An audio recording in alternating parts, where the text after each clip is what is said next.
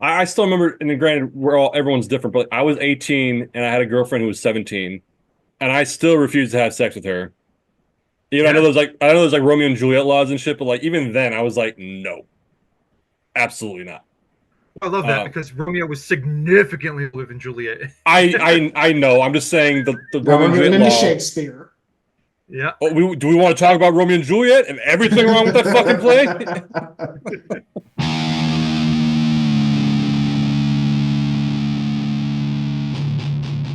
Just remember, All three of Juliet, us have Juliet, experience with it.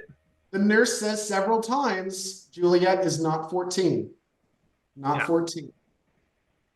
That's what you get out of it. So you can go one up or one down. Everybody Just goes remember one down. Kaminga, God rest him, Hmm. in the auditions. Oh, God, it killed me. Oh, the Romeo and Juliet. That's a good play. That was a good play we did. All of us were in Romeo and Juliet, in case you want to know. We It were was epic. in time. Um, It was the it best. was a Let it was a let clusterfuck of a show. let's know. I don't think Let's so. pivot. It's a pos. Let's talk about this. It's a positive topic. Heavy topic first. Fun topic second. Fuck you, Danny. That was a great show. It was a It great was a A great show. show. I clusterfuck of love a the show. show. It was a clusterfuck of a show. Anytime you have two casts, Okay, that's it's different. a clusterfuck. That's different. I'm talking about from the audience perspective. Oh, from the audience perspective, Great it show. was a perfect show almost. Mhm. Because like my obviously my mother came to see all my shows, and she was honest about the shows she didn't like, and she said at least Bluecast was amazing. Mhm. No, and that show was cool too, and I actually every now and then I'll say Romeo and Juliet syndrome, and people are like, "What do you mean?" Because you create terms in your head and nobody else Mhm. knows them. And Romeo and Juliet syndrome to me is when, and this is I think in the script, not just our performance, in the script, all the supporting characters are so much more interesting than the two leads. Yes. And that's not dissing Tim and I forgot Jessica who played Romeo and Juliet. Well, they I haven't didn't talked. write it. No, I know. I'm saying I'm You not blaming know? them and their acting ability. I'm talking in the script. The Yeah. supporting characters are fucking so much better than. So I know. I remember Well, when that came. they're acting What? their age too. Keep in mind, the leads are acting their age. Well, You yeah, know, and they're and also like, but you can't help but shake and go, "Damn, these people! Jeez, stop!" You know, is anybody gonna come in? We just gonna invite friends here? I mean, I'm sorry, But Dan, I cut you off. yeah, there you go. I was just gonna say, like, your characters like Tybalt, Mercutio, um, while they are kind of extremes, they're also very relatable. They're very normal people. Whereas the Romeo and Juliet, they're kind of like pulled out of the story, pulled out of like reality, and exist in their own kind of um, perfect world until it's not perfect anymore, until reality comes slamming back down on them. Mhm. And I think like that's why Mercutio, Tybalt, Benvolio, um, the Prince, all of these uh, smaller characters are so much better. It's because they're more relatable.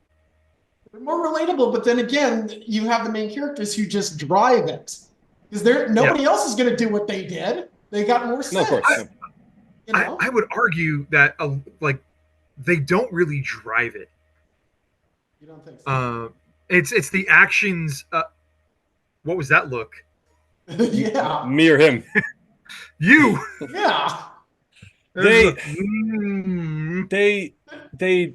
I was gonna make a comparison. I'm not going to because then Danny and I are just gonna yell at each other for the next 10 minutes.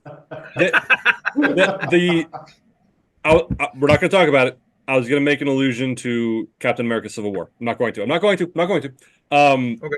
so Romeo Romeo and and Juliet Juliet. are the main characters, and they do they do just by their actions, the love story between them does drive the story, but they are just the skeleton, whereas everything else going on is the meat, Okay. and the Yeah. meat is what Yeah. The matters. muscle. Mhm. So I do remember, and this is kind of fucked up to say, and I wish I still had the tape somewhere because I someone lost it years ago. I remember I secretly recorded that show. You know, they had like the camera for the green room.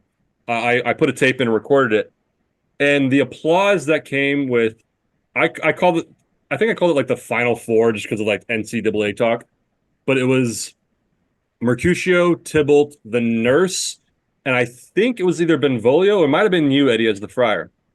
But either way, I know Eddie got this too. But there's 4 people that came out. I was Nurse, Mercutio. I think it was Tybalt. Either way, the supporting cast did get a larger applause than Romeo and Juliet. And that's not because we were better actors than Tim or Jessica. We were.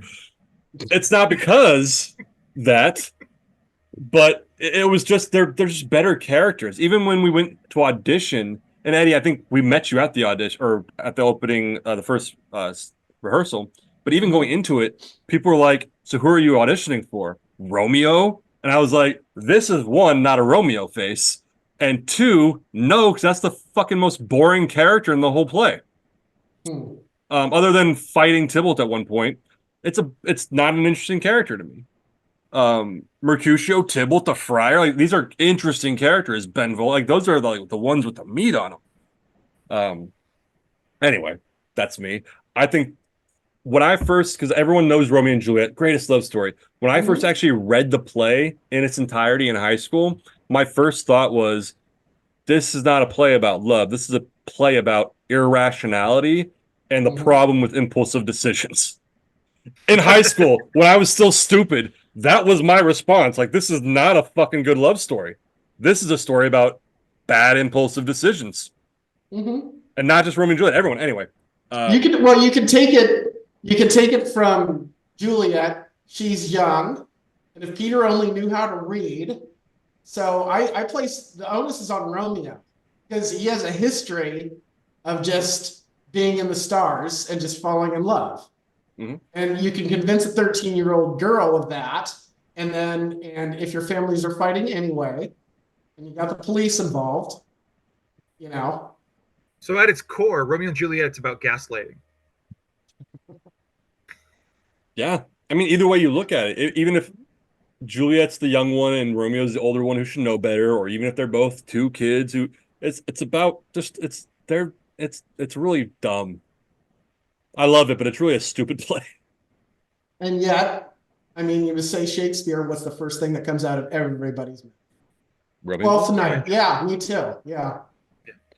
I'm still, so I think I've told this story before on here, and I'm going to tell it again because I both love you, Eddie, for it, and I fucking hated you at the same time. So we show up. We haven't known Eddie yet. Danny, I don't think I really knew you yet either. No, we met on this. Yeah, you're right. You're right. So we all show up to the first day of rehearsal. We're going to ignore the whole blue cast, red cast bullshit. I was Mercutio. Let's just say that. And because I was. But so we show up for the first day of rehearsal. We're just doing the script read, the procedural, ceremonial first script read. And we're all reading from the script, like, normal people do. And it comes to the first, it's Friar Lawrence, right? I always get the 2 friar names. So it comes to the first Friar Lawrence scene, and it opens with a monologue. It's like a page-long monologue, if I remember, about him just talking shit about his herbs and plants and shit. So we're all reading from the script, and Eddie, who none of us have met before, sets his script down, stands up, and performs this fucking monologue to the circle of us sitting in chairs, off book, already rehearsed, just nails this shit, and sits down, and everyone gives him a round of applause. And at first, it was both hate and love, so I was like, that was awesome, and I also hate you, because you just upstaged all of us. Well, and something I don't think I ever said, that was my audition too. I was off book during the audition. Oh, I didn't know that. Actually, I really didn't know that. Okay. Have you played Friar Lawrence before this? Never. That was my first foray into Shakespeare ever. And I was hungry to do it. And I knew what it took. So it's like, I'm just going to go in. I want this role. I know I'm pretty much going to be the old dude in there. And I wasn't the oldest, but so I set myself up. So it was like, well, I'm not going to be Romeo. So let's do who's Friar Lawrence. Okay, we'll do that. And so I rehearsed. I had an hour and a half commute to and from work. So yeah, I would just go over the monologue over and over and over. And yeah, rest is history. To this point, I still remember the moment where you put your script down and stood up. Well, what about freaking Mitch? Mitch was off book during Midsummer Night's Dream. like by the second or third rehearsal. Because Mitch is a fucking asshole. He's a freak of nature. Like, no. These Huh? You know, He was off book. I remember he was off book real fast during and I that. would say that to his face if you were here. if he were here, If he were here. He couldn't make it tonight. I wish we could have gotten his perspective on all this. But yeah, that was a cool play. I do remember Kavika winning and losing at the same time. So, because Kavika, we just came off of The Wiz. That was before. No, was that after or before? that was after. It was after. It was after. It was no, but it was before. So Grease. I'm sorry, Grease. I really wanted Kaniki on Grease, and I didn't get it because Kavika got it. Because Kavika's more musically inclined than I am.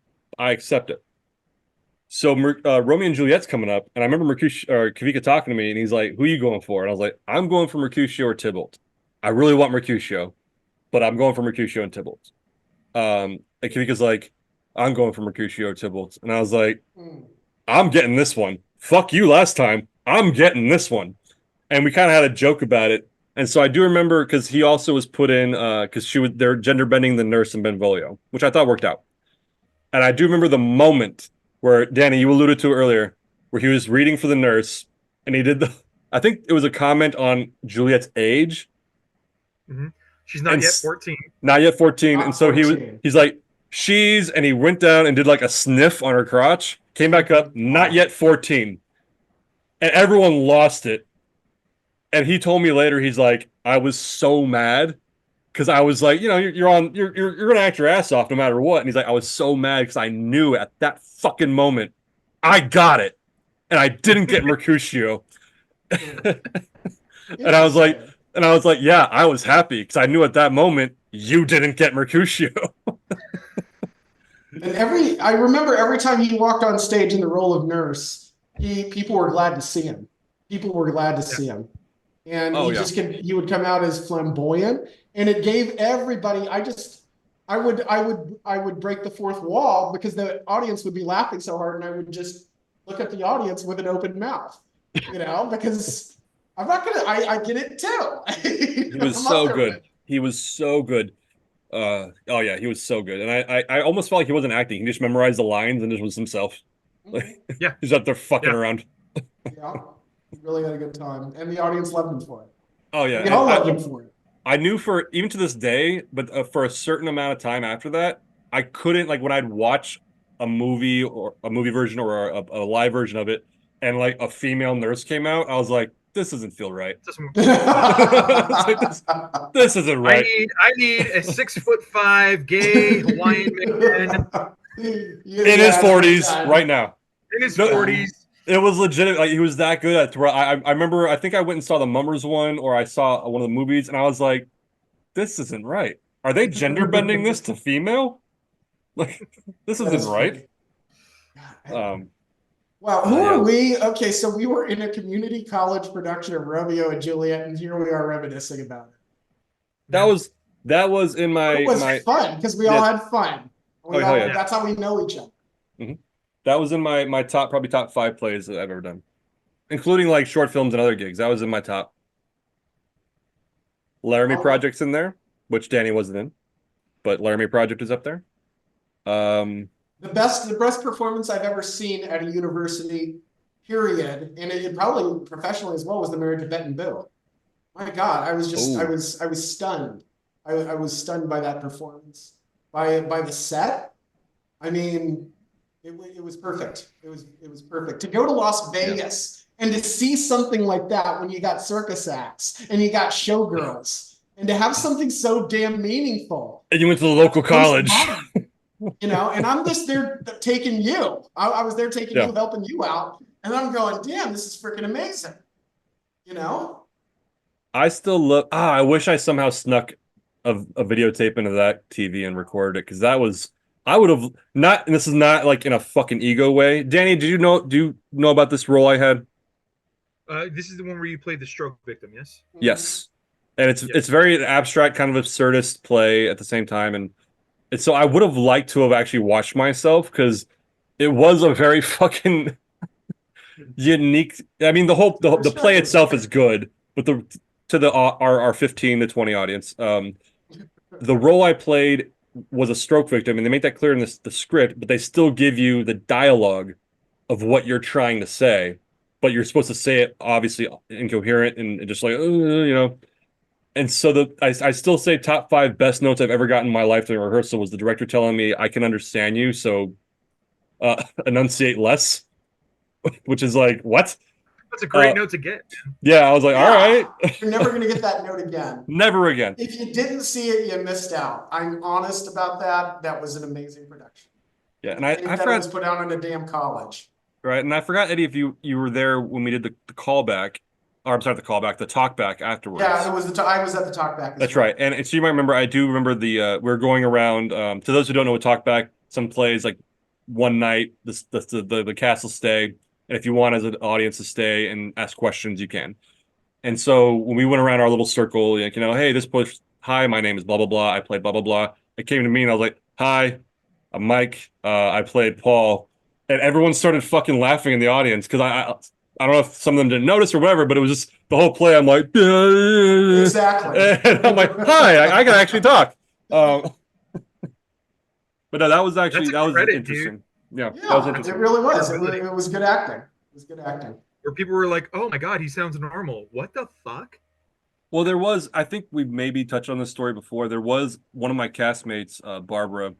She told me after the opening weekend, I believe at UNLV we did 2 weekends. We might have done 3, but I think we do 2 weekend shows, 2 runs. And she told me after the first weekend, we got to like, I'm not sure we're doing the speed through or whatever, but she came in and she kind of was like, I have to tell you something. She started laughing and she's like, so I was talking to my mom after opening night, and I guess her mom was like, it was really good. And you know what? It was so nice of them to like let that guy get a role, but isn't it kind of mean to like put him in that position? And awesome. And Barbara was apparently like, who? What do you mean? And she's like, the guy who like couldn't speak. Like, it's cool that they did that for him, but like putting him in front of the public and blah blah blah. Like, isn't that kind of mean? Like, getting his hopes up. I guess Barbara was like, no. Oh, Mike, no, Mike can talk. Mike can talk. And she's like, yeah, I know he can talk. I get it. But like, isn't it kind of? And Barbara's like, no, that's the role. That was the character. Mike can actually speak. He's a functional human being. And she told me, she was like, I think that was one of the better compliments. I was like, that I actually convinced her mother that I was some sort of stroke victim or something. Mm-hmm. And I was like, oh, that's the peak of my acting career right there. I would say, Mom, we're going to watch 2 movies now. We're going to watch My Left Foot and then Children of a Lesser God. That's on my list now.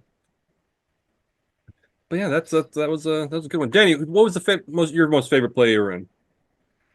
Oh God, I really loved Little Shop, and it was crazy how I kind of got shanghaied into that. I missed auditions. I didn't even audition for my part in that. I played the dentist in that show, and originally, because I missed auditions, I was just going to come in to help work the giant plant puppet because it was huge and heavy and cumbersome, so they needed 2 puppeteers. And then the director, who was also my like intermediate theater teacher, was like, hey, do you want to understudy for the dentist? I'm like, as long as you're okay that I didn't audition. And she was like, yeah, we really need an understudy for him. And I was like, okay, weird that the director's saying that, but okay.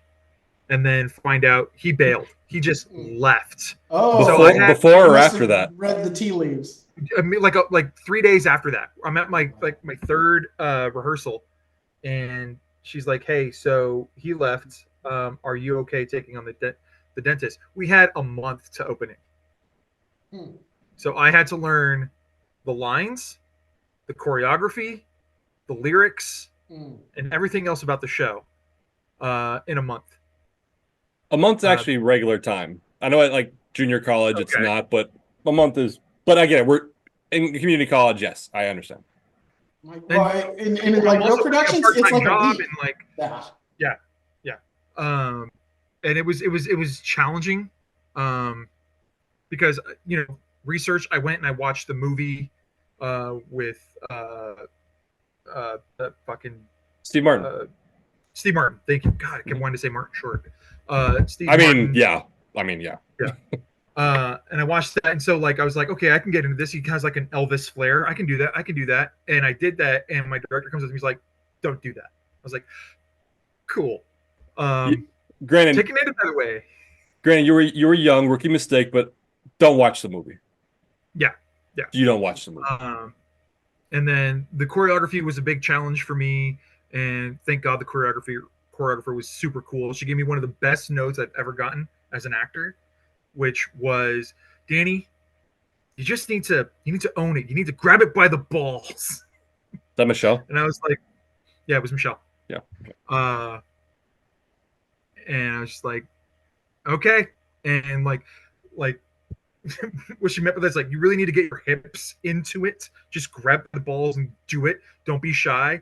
This is your performance. Perform. And I was like, cool. And like I just started like grinding like Thunder from Down Under, man. And it worked. It worked. Nice. And I think, yeah, because that was like my first time in like, other than like being a background actor or being like ensemble, I was actually a main character. Mm-hmm. And yeah, I think what I really appreciated about it was the challenge of it all, and like trying, like doing things how I was used to doing them, and having somebody say, don't do that, do something different, because that had never happened to me before either. And I was like, oh, okay, yeah. Let's get creative. Okay, cool, and let's figure something else out. Who were you in Julius Caesar? I was not in Caesar. Oh, you weren't? No. Oh.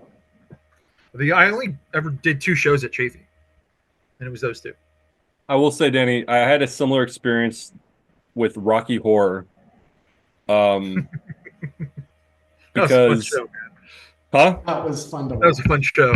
That was, yeah. That shouldn't have been as much fun as it was. Oh no, it was back behind the scenes. It was a clusterfuck, but it was fun really? as hell.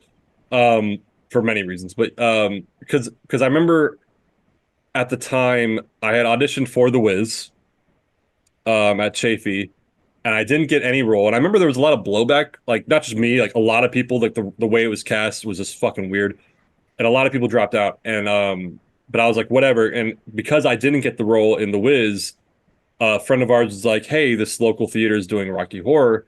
We need people to help. And I was like, well, my schedule's open, so yeah, I'll come help. And so my audition was just meeting with the director who I've never met before. And I was talking to him, and I forgot there is a name, not just like background dancers. There is a name for like the people in the background in Rocky Horror. I forgot, it's eluding me right now. But and he's like, so I was like, yeah, I can do that. Like I can dance and background sing. And he's like, so like, what about riffraff? And I was like, what about him? And he's like, well, we might need a riffraff. Do you want to, like, would you be comfortable doing riffraff? And I straight up told him, I was like, look, I'm not a horrible singer, but like, I'm not a singer. You know what I mean? Danny, fuck you. We're not a real theater. We're Fontana mummers. But you understand? I was like, I'm not a bad singer. I can carry a tune, but I'm not a singer. And he's like, okay, are you comfortable possibly being riffraff? And I think we went back and forth 2 or 3 times where I was like, again, I'm not a bad singer, but I'm not a singer. And he's like, okay, are you comfortable? Like we just went back and forth, and like and so finally I was like, if you didn't have anyone, I would yes, I could try to do riffraff. And he's like, all right, cool, you're riffraff. And I was like, what the fuck did you say? This man had not heard me act. He had not heard me sing. He just, from the recommendation of our friend, was like, yeah, because I guess similar, that's where, similar, Danny, I guess the guy they had cast as riffraff was kind of on the rocks. And then I can be remembering incorrectly, where he kind of wanted to get rid of him, except he didn't have anyone to replace him. Yeah. So when I was like, okay, he's like, cool. And from what I understand, I could be remembering wrong. It was like later that day, he's like, don't even worry about it, dude. Like, fuck off to the guy. And the guy was like, cool, peace, and like flipped him off. Or like the guy was already on his way out. And so that's what kind of, it made me laugh, because it was kind of similar to where like I went in to talk to this guy about doing background dancing and background singing. And he's like, you're riffraff. I was like, oh, Have a Okay. lead role. Yeah. So that was a fun show too. That ever happened again? Where it's like you wanted to be background and it's like you get a leading role or supporting role? Um, on Drake Bash. Is that right? It was kind of the opposite. Did you ever watch Drake Bash, Eddie? Never heard of it. Drake Don't. Bash, I thought it was on Disney or something. no, Drake Bash. Mitch produced it with what is it? I forgot the guy's name. It was like his Darren. Is it Lauren's brother-in-law? Brother. Yeah. But so Mitch was the lead Drake Bash monsterologist, and we're hunting zombies. And I think when we were actually in the thick of doing this podcast, there was one week we couldn't record, and I just posted this short film instead. So the premise is it's kind of a mockumentary, and Drake Bash is a monsterologist, and we're gonna go out hunting zombies. So Jeremy was in it. I think you know Jeremy, Eddie. Yeah, you know Jeremy. As like the assistant to Drake Bash. Danny was like the still photographer. This is awesome already. And so and Mitch was like this over the top redneck, like, hey everybody, we're going hunting zombies. And like the other guys were like, God, this fucking guy's an idiot. That was kind of the premise. Yeah. And so Mitch hits me up and he's like, hey, we're doing this short film. It's a 1-day shoot. We're just gonna like fucking rock and roll it one day. Do you want to be in it? And I was like, yeah, sure. Like I just graduated college. Like, I was kind of itching for like fucking acting. And he's like, cool. Yeah. And so he's like, you're going to play, it's like a crew and you're going to play the boom mic operator on the crew. And I was like, all right, cool. So we show up to set. And it wasn't Mitch, it was someone else who's like, so here's how you operate the boom mic. This is to turn the recorder on. This is how you do this and that and that. And I was like, okay. Your actual boom, your actual sound. And Mitch was kind of looking at me. And at one point, when whoever walked away, I was like, Mitch, you needed a fucking boom operator, didn't you? And he's like, yeah. So, that is awesome. That's worth the story itself. Granted, through means of improvisation, I got my lines in. Yeah. I got my screen time. But the point of it was just to have an active boom operator. And I actually boomed the entire thing. That's cool. While acting it. And granted, I didn't take one picture, by the way. Of course. And then he actually did his job. That's awesome. So you had a role, but you became crew, but you still got yours in. That's pretty cool. Yeah, and I think I'd said to Mitch before we started, I was like, I'm getting my lines in. And he was like, that's fine. I was like, cool. So you know, I'm getting my lines. That's awesome. And they were all of them were improv, right? Yeah, because I didn't have it. Except for the confessional, right? The confessional, I think, was scripted because I think it was your character gets hurt, gets bitten. And so the confessional was written how like I was bemoaning that my friend is hurt. Outside of that, all my lines were just improvised. You have one of the best lines in the whole thing. You need to post that again. I want to watch it. Link in the comments. It's not good. It's not good. I still remember early on in Erica. I know the boom mic operator. That's all I need to know. That's all I miss. There should be a term for it, and I'm sure somebody's already come up with it, to where you do a project, and so you like watching it because you were in it. So when we watch it, we remember shooting it. Oh, that was funny. That was funny. I remember this is early in mine and Erica's relationship. When I show her the final product, I think she was laying on my bed, and I like turned my PC's screen to her, and I was like, "Yeah, that's what we did." And I think it's like 12 minutes long, and like by minute 5, you could tell she did not give a fuck about it. Like, and granted, if I wasn't in it, I wouldn't fucking either. Yeah, it was not good. Every movie I made in high school. Yeah. But anyway, it's like watching. It's like watching silent theater or whatever it was called, headphones at a rooftop in San Diego. Rocky Horror Picture Show. Thank God. You know, I'm thinking it's going to be what it's the Rocky Horror. And no, it's a bunch of people with headphones on, sitting up top. A few of us are in the first and second row doing call-ups, getting up to do the freaking time warp and everything. And then we sit back down, start doing the call. I'd forgotten a lot of them. And then somebody like yells, shut the fuck up. And then we have a manager come over. Okay, you can't do that. I was like, have you seen this movie before? And then we did we got our just dessert. You know what we did? We shut the fuck up, and you get to watch the rest of this movie. And honestly, there's parts of that movie I had never seen before because I wasn't watching the movie. I'm watching the cast be nutty in front of me. You know. So if you ever see that thing where you put headphones on, go to an open space to see Rocky Horror, don't. Just don't. Save your money. Now, if it's at like freaking an old timey theater that's run down, that's where it's at. That's where it's at. Yep. I will say, and we can kind of end on this little discussion. So going into Rocky Horror when I did it, and you guys both came and saw it, I wasn't aware to the extent that I should have been of the culture around Rocky Horror. To where now knowing it, you going to like I think they call them like silent movies, like or something like that, where you do put headphones on and you're supposed to sit and just watch it. Weird choice for Rocky Horror, but doing it live was interesting because still like that was still in the first few years where I started doing theater, but even then, because a lot of people came to the show expecting to do what you're talking about, Eddie, where it's going to be the movie and then you yell out things at the movie and it's fun. So it was the first play I ever did to where like to an extent heckling was encouraged to a point. Well, what other movie is that encouraged in? 100%. That's what I mean. Yeah. And so I wasn't that deep in the culture to where I think. So one of our castmates, I'm blanking on his name, but he brought Gavin in, our friend Gavin.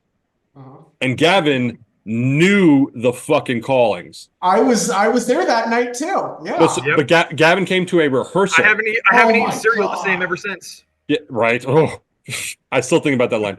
But no, so Gavin came to a rehearsal or two to prepare us. Oh, nice. Yeah, so that's when he brought Gavin in. Gavin came to a rehearsal or two, and Gavin was unleashing it. And so the first experience, I remember thinking like, could you shut the fuck up? I'm trying to say my goddamn lines. But it was good to get used to it. But it was very different, like knowing that was going to happen. Because I don't think there's even a play where that's encouraged. Exactly. And granted, Danny, you're right. Because I think it was it's like, hey, Frank, how do you like your cereal? Come. Or what do you put in your cereal? Hey, what do you put on your cereal? Yeah. He's like, come. To the laboratory. And that's what you're supposed to do. And the fact that he's 100%. an aficionado like I am. I was at a freaking improv party at somebody's house. They were doing karaoke upstairs. I was rude. Sorry if you're watching this, because I know you are.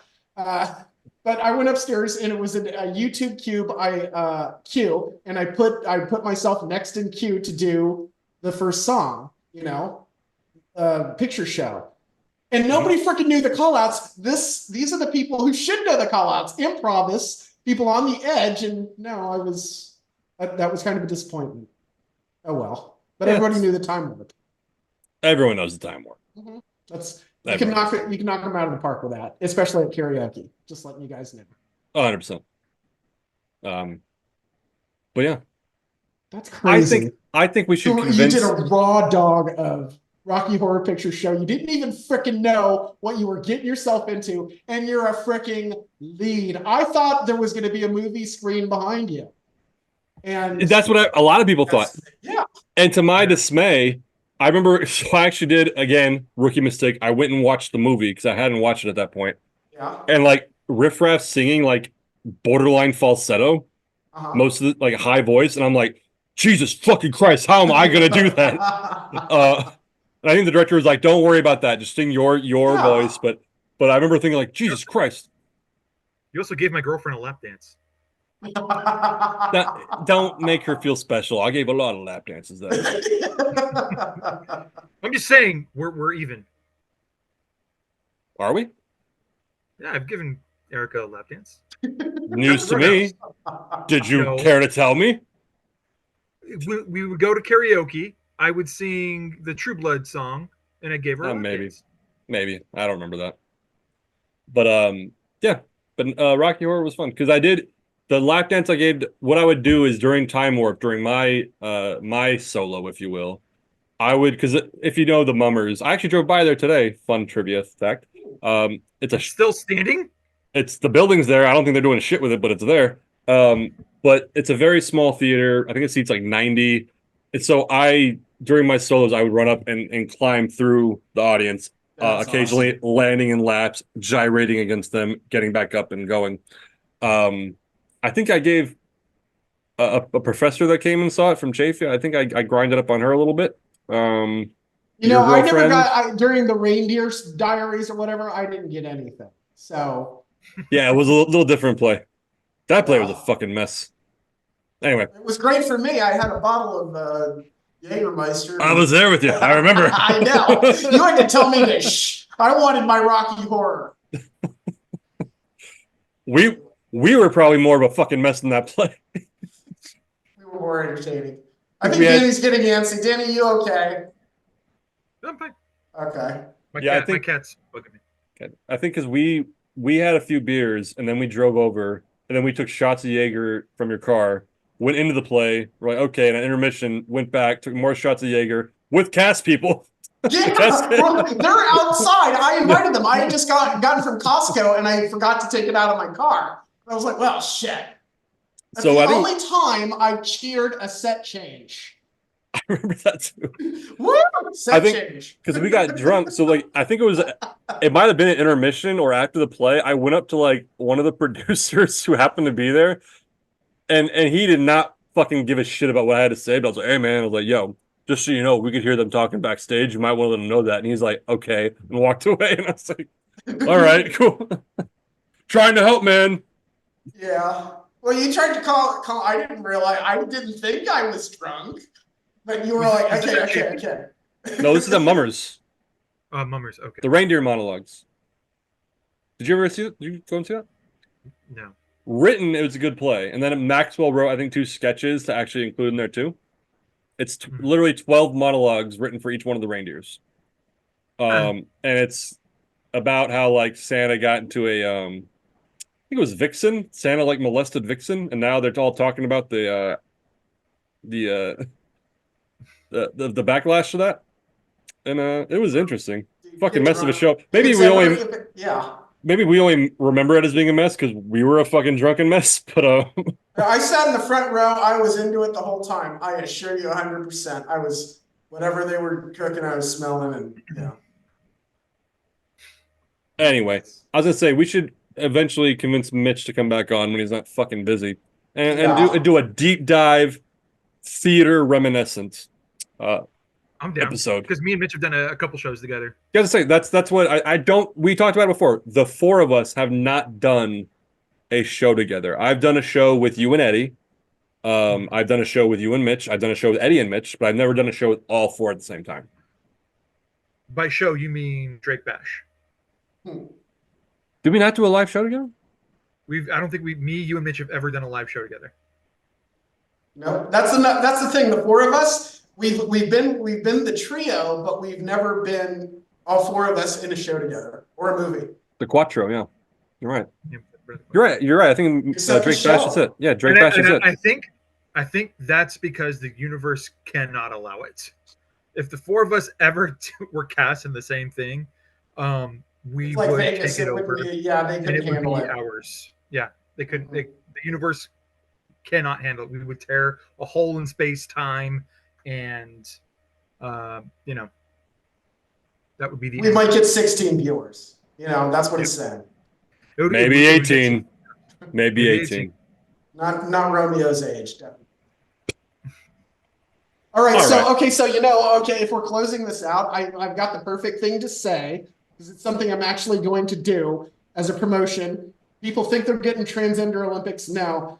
Gavin, I will fly to Texas to see Rocky Horror Picture Show with you. It's down on celluloid digitally. Tagging Gavin in the post. Absolutely. Yep. All right. And then we can go out on that. Out your fucking mouth. All right, we'll go out on that. Danny, any last words, or are those your last words?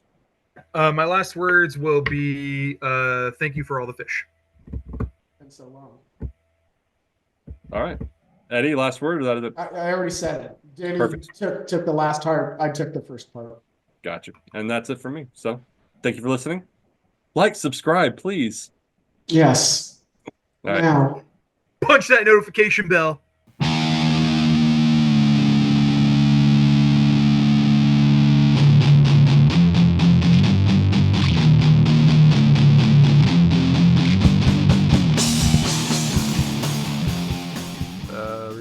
stopped. Stop recording. There we go.